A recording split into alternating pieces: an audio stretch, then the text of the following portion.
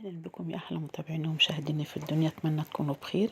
ان شاء الله النهارده بقى هنعمل كيكه الشوكولاته بالكراميل في منتهى الجمال، تحفه ما شاء الله عليها. تعالوا كده شوفوا، الله عليها دايبه دوب كده. تعالوا كمان شوفوا، تحفه ما شاء الله عليها. تعالوا بقى نسمي بالله ونصلي على الرسول نشوف الجمال ده اتعمل ازاي.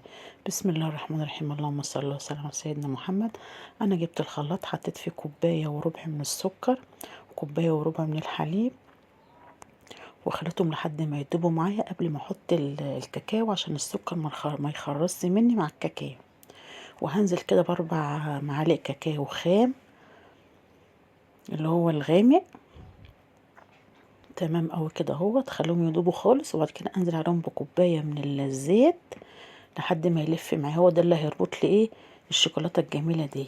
تمام كده اهو، تمام. هاخد نص الكميه ديت في الدورة اهوت، تمام اوي كده اهوت. واسيب النص التاني وارجع تاني للخلاط وانزل عليه بقى بكوبايه من الحليب، كوبايه من السكر، وطبعا عدد 3 بيض، ورشه من الفانيليا، واقلبهم كده في الخلاط لحد ما يدوبوا معايا. تمام اوي كده اهوت.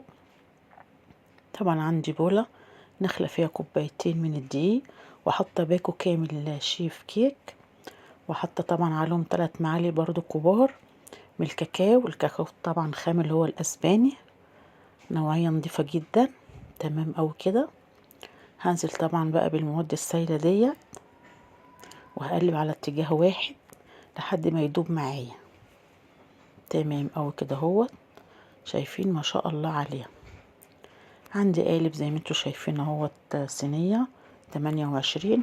انا مش عايزه الكيكه عاليه، لو انتوا عايزينها عاليه قللوا في الصينيه دي 28.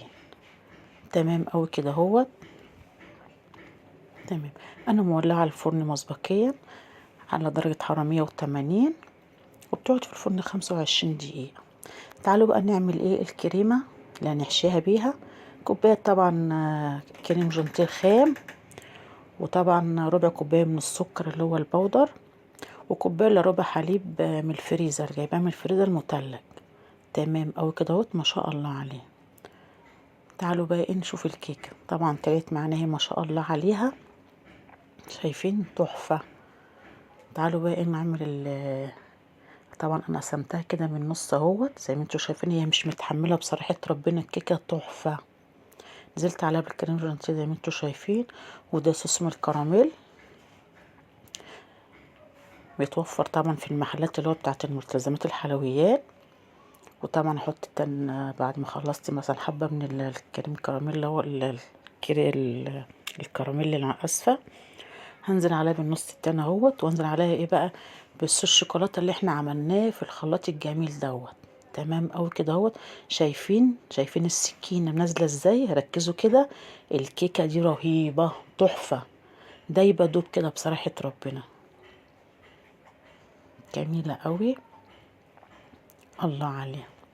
عندي طبعا زي ما انتوا شايفين كده اهوت اللي هو البسكوته اللي هي الشوكولاته ديت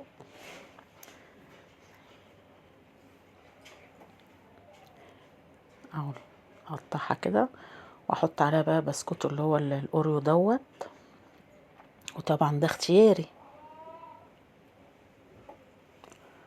اهو. اقطع الاول كده واطلع قطعه، شايفين عامله ازاي؟ تحفه.